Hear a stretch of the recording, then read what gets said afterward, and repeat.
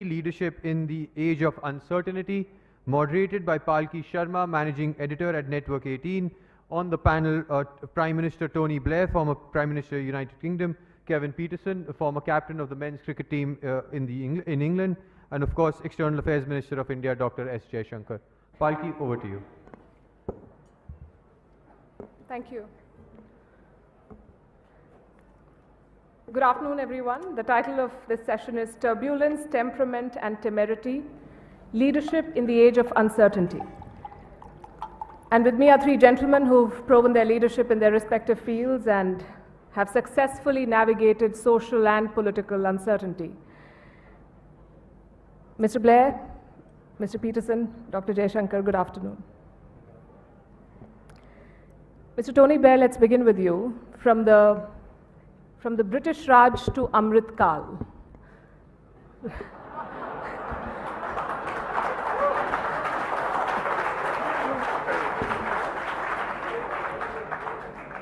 Thank you. From the British Raj to Amrit Kal, we're talking about two different worlds connected by cricket. The world has changed and cricket has changed. What sort of parallels and divergences do you see? Right, well, thank you, Palki, for that introduction. And can I say, first of all, it's a great pleasure to be here again.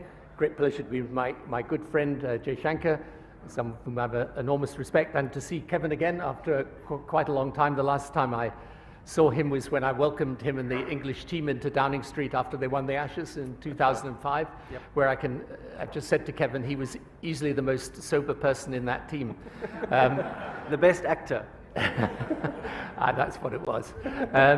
So look, I think the change that's happening in the world today is, people talk about whether power's shifting east.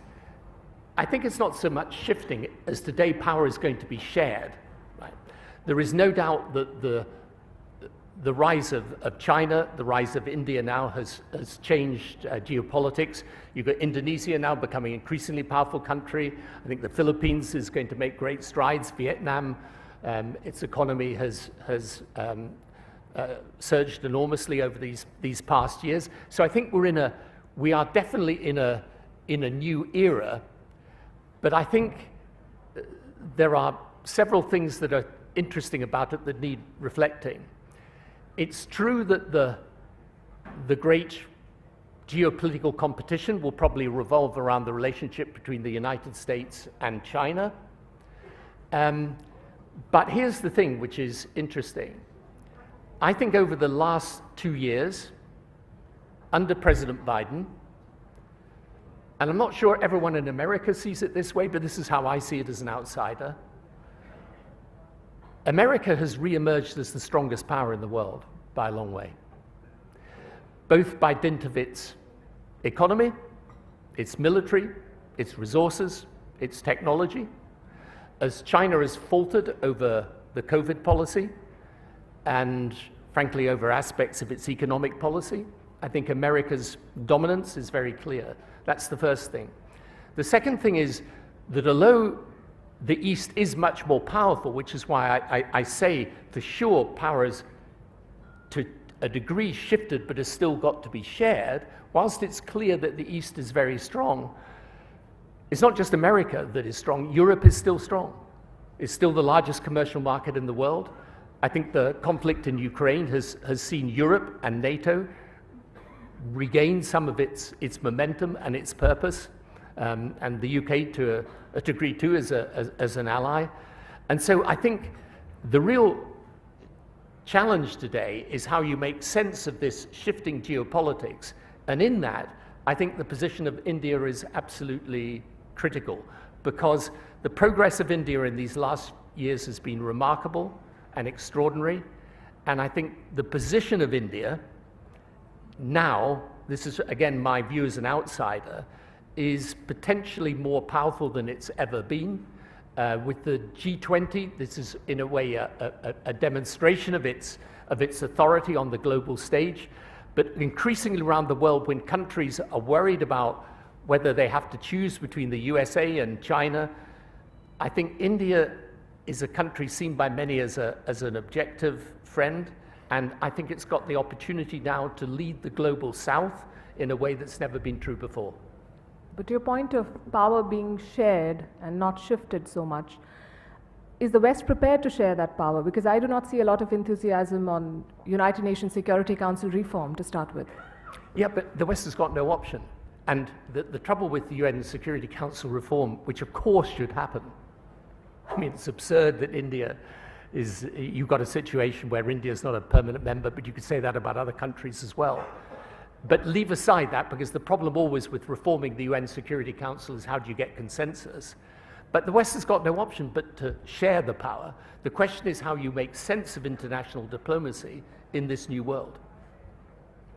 Dr. Jaishankar, India today is a bigger economy than Britain. It is a geopolitical power.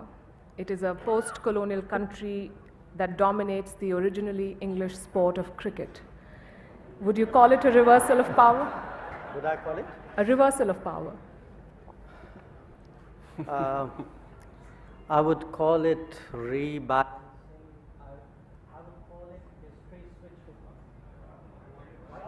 Your sound, I don't think your sound. Yeah, I said I would call it rebalancing, but I would also say this is history which is switch hitting.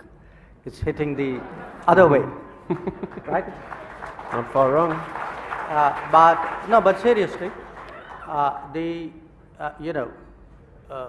in history, you have these ups and downs. It's not often that actually countries get a second or a third bite of the apple.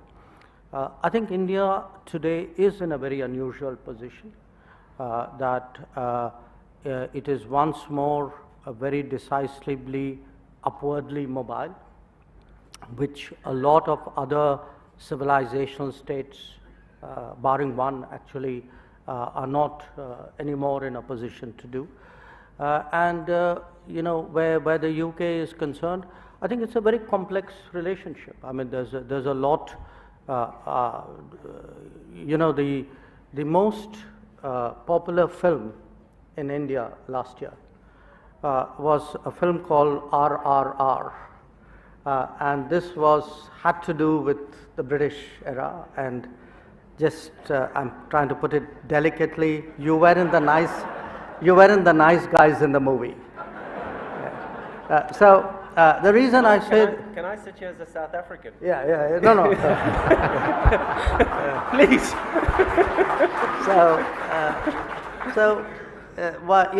The fact is, when you have this kind of complex history, there would be the downside of it. There would be the suspicions. There would be the unresolved problems. At the same time, there will be bonds. There will be similarities, and cricket happens to be one of them. Now, in terms of the shifting weight of cricket, when it started to shift, actually people, I think, suggested we were better at the business of cricket than in the game of cricket. I think by now, barring this match, by now I think the game of cricket has shifted as well. So that's the kind of things which are happening in the world today. The world is changing. There's the old, there's the new, there's the old which is now the new. Would you say we've also aced the politics of cricket, not just the game? We've been able to successfully weaponize it specifically against some of our Western neighbors. No, I wouldn't. We don't weaponize anything. We are nice people. I strongly rebut that. Look, when anything is successful, there's a natural desire to be part of that. Now, it's understandable, but if you want to be part of what is good, what is decent, what is doing well in the world, then it's also expected that the rest of your behavioral pattern would reflect that. So I think that's a bit of an odd case, but I don't think anybody really wants to weaponize it or politicize it. I think there are understandable sentiments. I mean, cricket, is much more serious than a game. And therefore, all the sentiments go along with it. Kevin Peterson, the game of cricket was introduced to India by some British traders back in the 18th century or the beginning of the 18th century. Today, India ranks higher than England in the ICC and higher than South Africa. How do you see this journey, India's journey, both on the cricket pitch and the geopolitical arena? Yeah, I mean, a fascinating debate, and thank you so much for bringing me to India again. It is a place that I love. I've been coming here for 20 years now, and the country just keeps getting better and better. I think with the world and where the world is at the moment, cricket or sport can be the one that sort of unifies the world. I think talking about South Africa, we saw what happened to South Africa in 1995 when South Africa won the Rugby World Cup, and what sport did for South Africa. You saw what it did again a couple of years ago when South Africa won, and Siya Kolisi gave that whole speech. And I will reference rugby, but then I'll also reference the opportunity within sport and how that can be a leader in the sort of tumultuous world that we're living in at the moment. There's conflict everywhere. I sit here as an ex-sportsman. I sit here as a father of 2 children. And I was just speaking to Tony just in the back of the hall there about where the world is at and where we see the world. And as Joe Public, the world is actually a very scary place for us. And so for me, sitting here now, just trying to understand so many different opinions. You hear Russia speak only an hour or so ago. You then hear the gentleman last night. You hear Bill Gates talking about certain ways the world's going. I can just say from my side that the world for Joe Public is a very scary place. Digitally, scary. The war, scary. Pandemics, future pandemics, scary. So when we talk about cricket and we talk about that opportunity to unite, sport should be used. Sport can be used. The relationships between England and India. I mean, I was one of the first guys that broke away from England and had that sort of separation from the national side because of my affiliation with India and the IPL and the start of the IPL. You now have a look at the world of cricket that we're talking about. All the players from all around the world, friendships, almost homes here in this beautiful country. That's what cricket has done. English players, great friendships with Indian players. Indian players have great friendships with English players, with players from the Caribbean. Australian players. I know you guys are playing in a huge series at the moment against Australia. During, before, and after those games, the friendships are rife. And so I think that sport can be used in some sort of fashion to be able to try and mend it. Cricket's an issue because China and America don't play cricket. Russia definitely don't play cricket. Interesting you say that, because you're also the one who's highlighted politics in the boardroom and the dressing room, and you've written about it. And how did that impact you as a player? How did it impact your game and your idea of what it takes to be a leader? Yeah, I don't think, I mean, on the flip side, I don't think politics should merge with sport in a manner where it picks teams and it favors different people. But I actually think the world has changed a lot since I wrote that book. And I actually think that right now, any opportunity to unify and to unite, whether it's countries, whether it's people, I think it needs to happen. The world has changed so much. I mean, we've just been through a pandemic. The last couple of years have been chaos for all of us.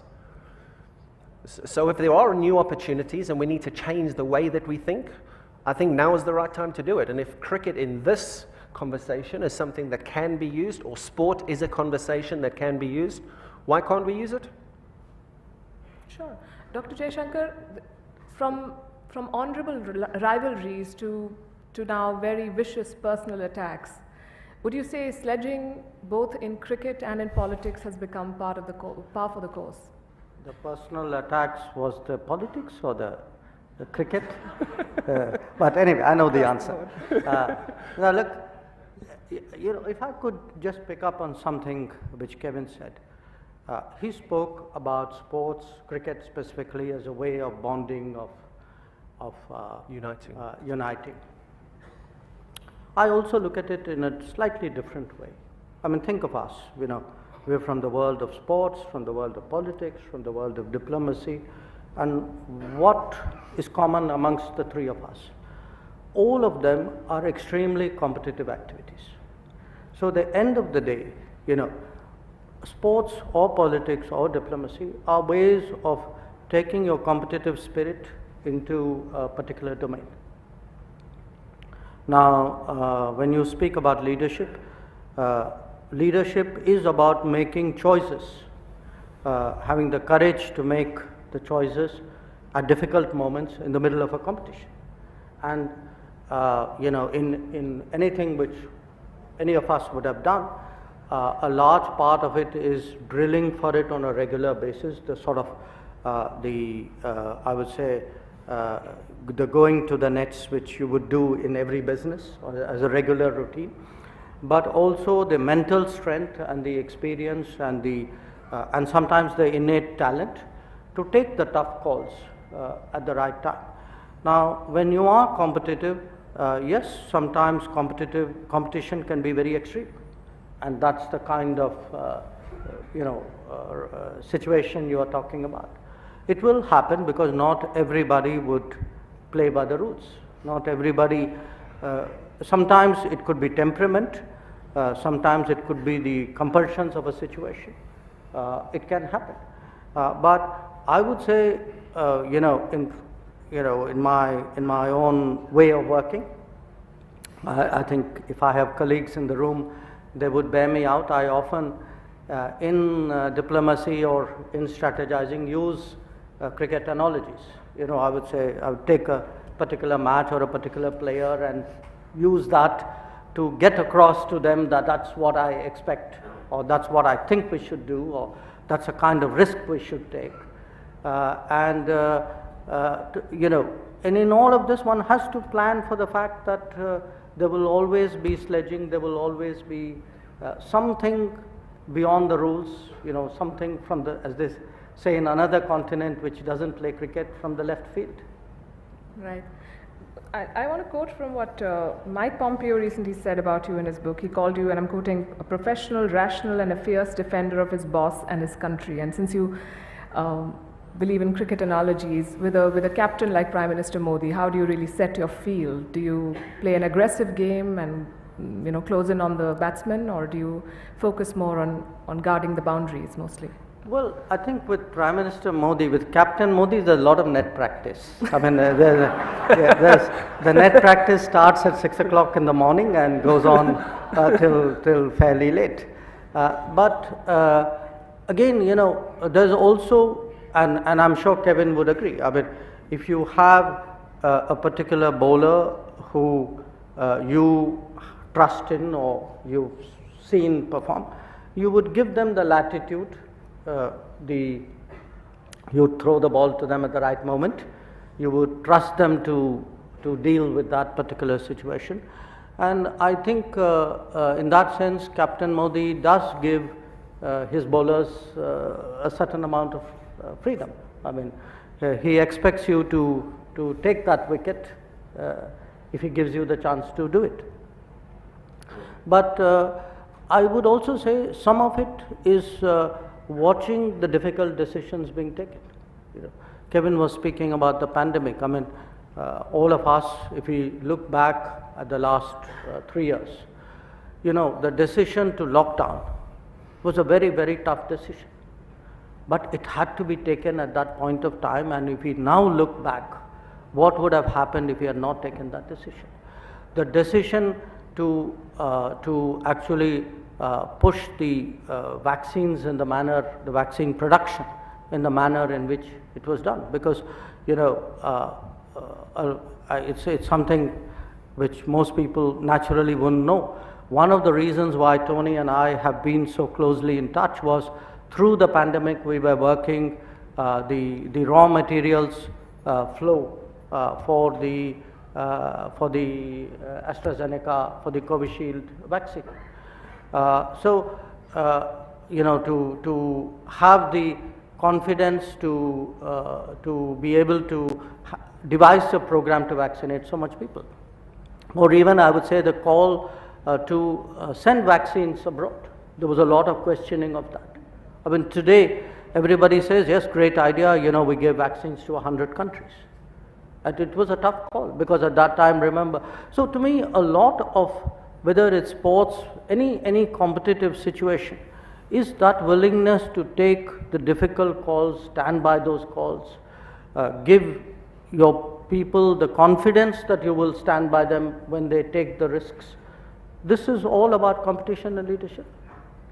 Mr. Blair, I want you to talk about the tough calls. I'm sure you relate to that. And also now, especially when A, it appears more players are not playing by the rules around you, and B, you are constantly being questioned because, you know, the old boys clubs are over and done with. This is the age of social media. How does it sort of impact leadership when you have to respond to the persistent questioning and demands of the millions on your feed and the billions on the street? Yeah, so I'm glad you didn't ask me to comment on the cricket, since I've been out of my depth on that one. And by the way, you did ask actually, and I didn't respond, about the UK-India relationship. It's a great relationship for the future today. And although he's not in my politics, there's a guy in Downing Street today that I think has some Indian connection. So that's a demonstration, by the way, I hope, of the open-mindedness of my country as well, which is a good thing to say. So you asked about leadership. Look, the thing about leadership in an era of social media is it's just got a lot more tough.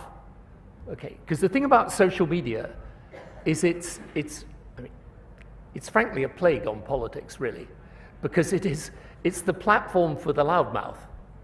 I mean, in the end, I mean, I'm going to offend some people here, but I'm sorry, but the fact is, one of the first lessons of leadership is to understand that those that shout loudest don't deserve to be heard most.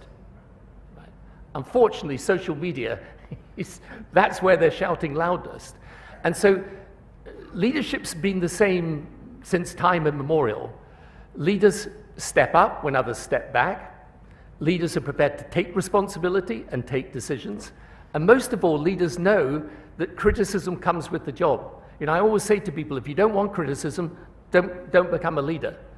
And, you know, I used to, sometimes I would complain to, you know, when I go in the flat upstairs from Downing Street and the media having a real go at me and things were a bit chaotic, let's say, you know, I'd shut the door of the flat and I'd sit down at the kitchen table and I'd start complaining.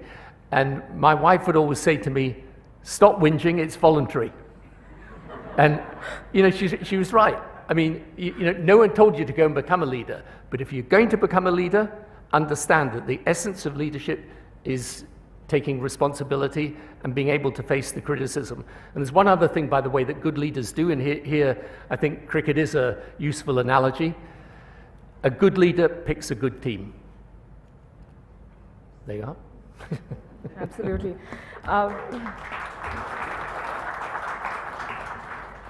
Dr. Jaishankar, do you consider yourself part of the old boys club?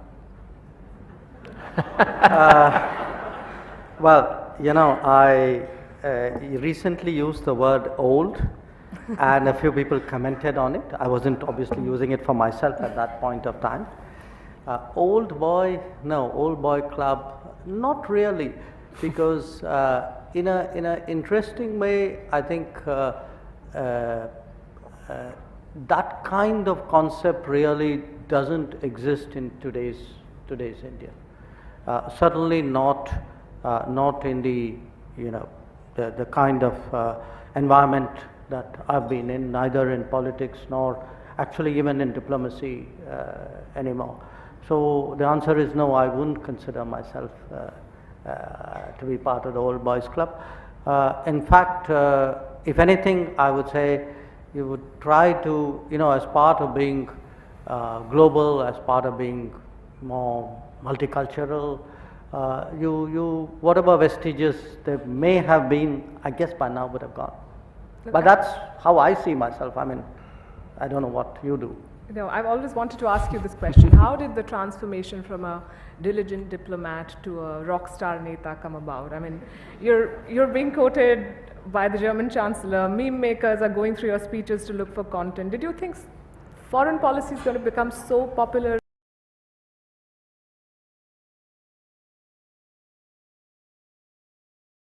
in India when they say foreign policy does not win elections? This immense interest. You know, I think some of it is the times, it's the situation. All agreed the world's in a very tough place. Because the world's in a tough place, I think more people are getting interested in the world. They're interested in the problems of the world, they're interested in the solutions of the world. The second is actually the globalization of India itself.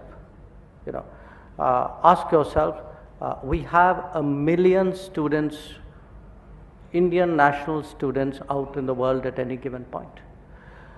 There are 34 million Indians and people of Indian origin abroad in the world, and many of the people of Indian origin in some way remain connected to India. So much, you know, many more Indians are traveling, many more Indians today have businesses outside, our exports are more.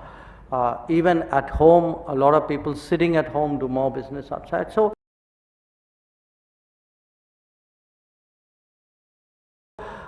what has happened to my mind in maybe the last decade or so has been a very unconscious but actually a very deep globalization of India. And therefore, young people especially, but not only young people,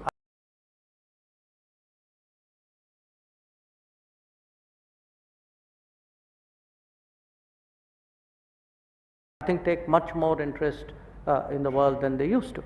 Now, when they take interest in the world, you know, I guess they would like to see, you know, like a cricket team, you would like to see, you know, people out there go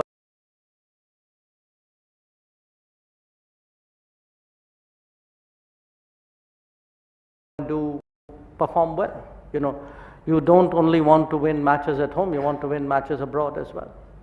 Indeed, we do. Kevin Peterson, you've been described as a, and I'm quoting, a maverick genius who refused to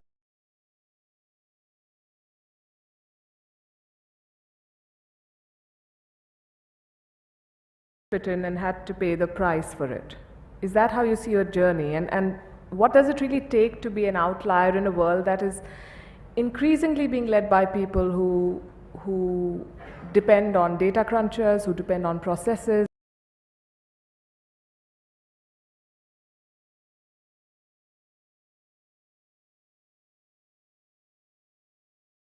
and systems, and not always their gut feeling? I think you've just got to believe in yourself. And you've also bringing up 2 young children again in this world, in this space. Zero accountability, say what you want. It's a dangerous space. So I was able to, luckily enough, sort of elude the issues that the world has today. But that doesn't stop me sitting as Joe Public being fearful of what the world presents. And actually the last couple of days have been quite enlightening, hearing the conversations, hearing the discussions that not normal people or ordinary people don't have access to what's being said over the last couple of days in some of the rooms that it's been said. So to answer your question in 3 or 4 minutes, as I've done, it's that self-drive, it's that self-determination, and making sure you have people around you that you can trust, more importantly. You have to trust people, and you have to give people the ability to tell you something if you're doing it wrong. Mr. Blair, is that how you see social media as a necessary evil, which has clearly changed the rules of engagement between leaders and their constituencies? Yeah, but I think, you know, we focused on the negative side of technology, and, you know, technology does have its negative side. The thing I'd like to say, though, is technology has its positive side. I mean, we're living through a 21st century technology revolution that's every bit as revolutionary as the 19th century industrial revolution, and it's going to change everything. And basically, one of the great challenges of leadership today in politics is how do you harness the opportunities of that technology revolution? Because AI, cloud computing, bioscience, everything is going to change. The way we live, the way we work, the way we think and interact with each other. And the biggest challenge, in my view, is that the policymakers and the change makers are often in two different rooms not talking to each other. And they need to talk to each other. And the problem, when you're from an older generation, I'm definitely from the older generation, is that technology's tough. I mean, I had to speak at a conference the other day on cryptocurrency. So, I talked to my eldest son who's got a technology company about it, and he tried to explain cryptocurrency, and finally he sent me this thing called The Idiot's Guide to Cryptocurrency. And I didn't understand it. So, and then on the eve of the speech, I phoned him up and said, look, I'm about to address these people in half an hour. What on earth do I tell them? He said, tell them you're sick. Make up any excuse, but you're not fit for this, Dad. Believe me. But the point is, it is confusing, and it isn't, in one sense, frightening. Kevin's absolutely right. You're bringing up children in a completely new world where they're subject to all sorts of influences and so on. But this technology revolution is central, and it's one of the reasons why India's done so well in these last years.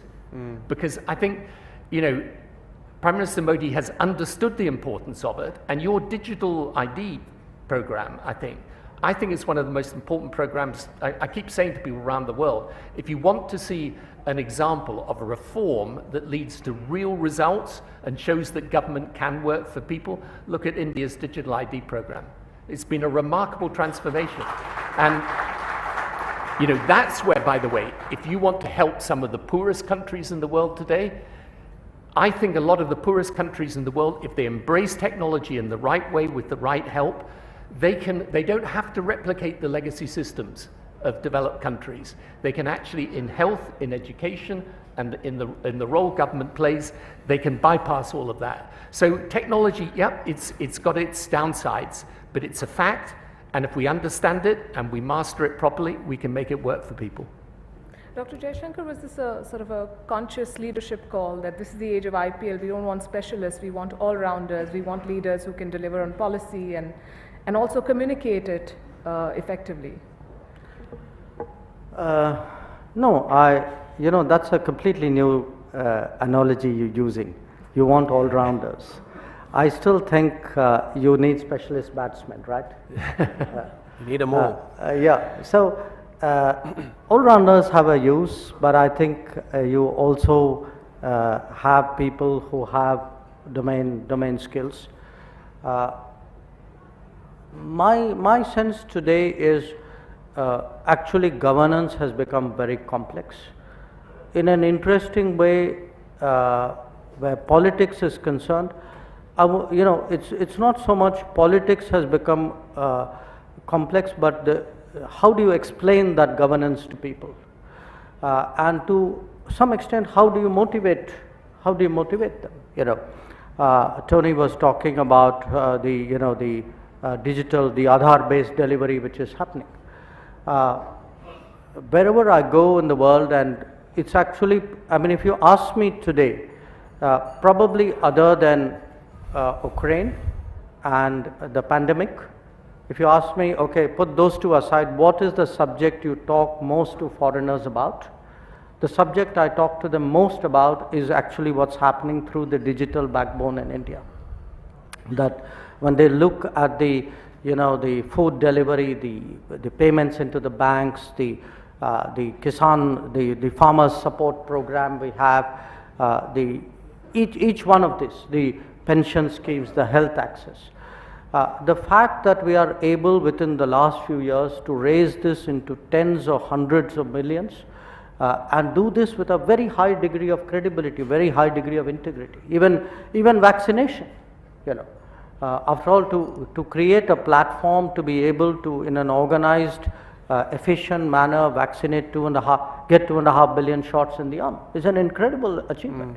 Now, what happens is when you're in the middle of an achievement, and I'm sure that must be happening in the middle of a match, you are engrossed in it, so you don't perhaps fully understand its value. It's when it's the spectator watching the match who's saying, oh my God, these guys are doing this. So there is today, if you look at the sense of India in the rest of the world, a lot of it is coming from these kinds of achievements. And I think today part of politics is also to communicate that to people, so that they become participants in it. After all, you know, they are the beneficiaries, they are the stakeholders. So in that sense, yes, you know, both in a curious kind of way, you got to do more things, but also in the same breath, I would say you got to do your own thing that much better, because people are going to hold you to account much more strictly than before. So do you agree with them when they say that social media is dangerous? I have 2.5 million followers and I like them. So. Wonderful. Kevin Peterson. How many? 2.5 million. I started late. And I never started. You've done well. Your take on politics today, and since you've spoken about how so many things in the world today bother you, are you thinking of taking a plunge in politics and probably fixing some of them? I think it's the poison chalice at the moment, but I think with the poison chalice comes incredible leaders. And if leadership is something that you want to get involved in and you are going to cop a lot of stick with, and you want to accept it and you want to understand it and you want to acknowledge the fact that it's going to happen, then absolutely. I mean, just sitting here as Joe Public, being invited to this conference and being privy to some of the conversations, I know I speak for a lot of people wanting the world to be a better place. I know I speak for a lot of people who, I mean, I can speak to most of the men in this room. When you argue with your wife, sometimes you have to just accept that she's right, even though she may not be right. But to have peace, sometimes you need to do that. And I just think that maybe people should get in a room and maybe people should just sit together and accept that it might not be ideal. But what I'm trying to explain is that we're not living in a world which is very peaceful. It may be a little bit safer, not safer in some places. And I live in London, I live in the UK. The UK has a lot of issues, a hell of a lot of issues. So I suppose I just sit here saying, will I get into politics? Absolutely not. But as somebody who has access to rooms like this, and lucky enough around the world can have access to some pretty cool people and some fun conversations, if there are people in this room who can make this world a better place and can say to their wife, yes, you're right, even though you're not right, but for peace, make it happen, please.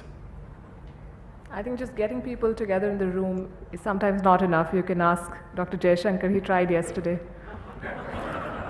That I understand as well. When you're playing against Australia, you're playing against India, sometimes things don't work. They may not work for the first month, they may not work on the second trip, but on the third trip, they might work. What? Do you want to comment? I was just tempted to say I wasn't negotiating with my wife.